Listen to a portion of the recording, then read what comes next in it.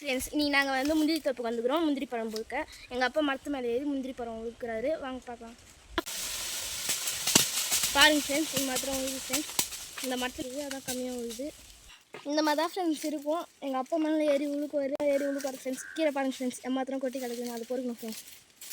எங்கள் அப்பா வேறு மரத்தில் ஏறி உழுக்கிறார் ஃப்ரெண்ட்ஸ். பாருங்கள் மாத்திரம் கொட்டிங்க.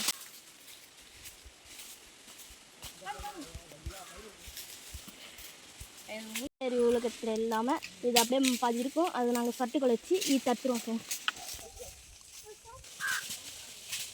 இது மஞ்சள் பழம் ஃப்ரெண்ட்ஸ். பாருங்கள், ஒன்று மரத்தில் எங்கள் அப்பா ஏறி நிறைய உழுக போகிறாரு. பாருங்கள் மாத்திரம் நல்லா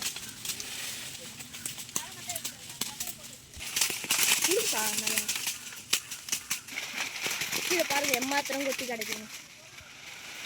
கீழே நிறையா இருக்குதா பாருங்கள். கீழே மாத்திரம் இருக்குது. பாருங்கள், எங்கள் ஆயாவும் அம்மாவும் முந்திரி பழம் பொறுக்கிறாங்க. குழம்பு செய்ய போகிறோம். முந்திரி தோப்பில் வெங்காயம், பெரிய வெங்காயம் ஒரு 3 வெங்காயம் கட் பண்ணி போட்டுக்கோங்க. இன்னைக்கு மசாலாலாம் எதுவும் அரைச்சிலாம் நான் வைக்கல, அப்படியே இங்கே கட் பண்ணி இங்கே செய்கிறோம். எங்கள் அக்கா இஞ்சி பூண்டு பேஸ்ட் இருக்காங்க. காயை வதங்கிறதுக்காக கொஞ்சம் உப்பு போட்டுக்கலாம். உப்பு போட்டிங்கன்னா கொஞ்சம் காயெலாம் சீக்கிரம் வதங்கிடும். அதனால உப்பு போட்டு வதக்கிங்கன்னா கொஞ்சம் சீக்கிரம் வதங்கிடும். பச்சை மிளகா ஒரு 4 மிளகா போட்டுக்கேன். தக்காளி, வெங்காயம் வதங்கிச்சு. அப்படியே தக்காளி போட்டுக்கிறேன். ஒரு பேஸ்ட் போட்டுக்கிறேன். போட்டு நல்லா வதக்குங்க. மட்டன் மசாலா, காரத்தூள் போட்டுக்கிறேன். அதை வதக்கிட்டு வீட்டில் அரைச்ச தூள், குழம்பு தூள் கொஞ்சம் ஒரு 2 ஸ்பூன் போட்டுக்கிறேன். மட்டன் வந்து வீட்டிலே வேக வச்சு எடுத்துன்னு வந்துட்டேன். இங்கே வேக வைக்க முடியாதுன்ட்டு அங்கே குக்கரில் போட்டு வேக வச்சு எடுத்துன்னு வந்துட்டேன். இதை அப்படியே ஊற்றிக்கிறேன். இது நான் தண்ணி ஊற்றலை, இந்த தண்ணி எனக்கு போதும் இந்த குழம்புக்கு.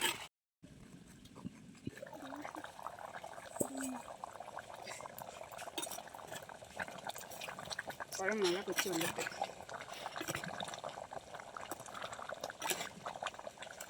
குழம்பு இறக்கிடலாம். கொச்சிட்டு கொத்தமல்லி, புதினா போட்டு இறக்கிடலாம்.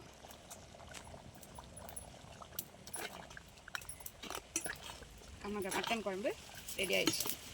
சிக்கன் கிரேவி செய்ய போகிறோம். மட்டன் குழம்பு வச்சாச்சு. சிக்கன் கிரேவி அதுக்கு என்ன தேவையான அளவு ஊற்றிக்கணும். கறிக்கட்டை மசாலா எல்லாத்தையும் போட்டுக்கோங்க. கறிப்பட்டை, நெட்டிப்பருப்பு, வெங்காயம்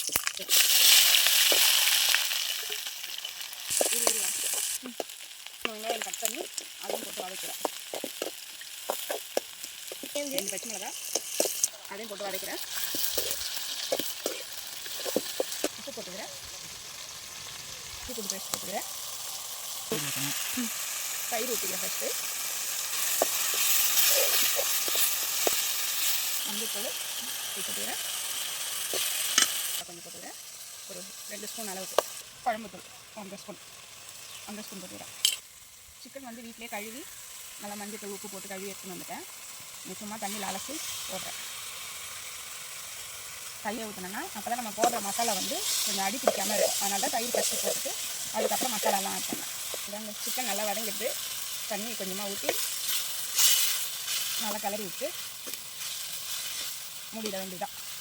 கொத்தமல்லி, புதினா போட்டு நான் தட்டி எடுத்துன்னு வரதுக்கு மறந்துட்டேன். தோப்புக்கு வாழை இலையை பிரிச்சுன்னு வந்து வாழை இலையை போட்டு மூடி வேக விட்றோம். அப்படியே அவ்வளோதாங்க, கிரேவி ரெடி ஆகிடுச்சு. மிளகு கொஞ்சம் இடித்து அதை மேலே தூவிட்டு ஒரு கலரி வெட்டுற வேண்டியதாங்க. போட்டு எல்லோரும் சாப்பிட போகிறோம்.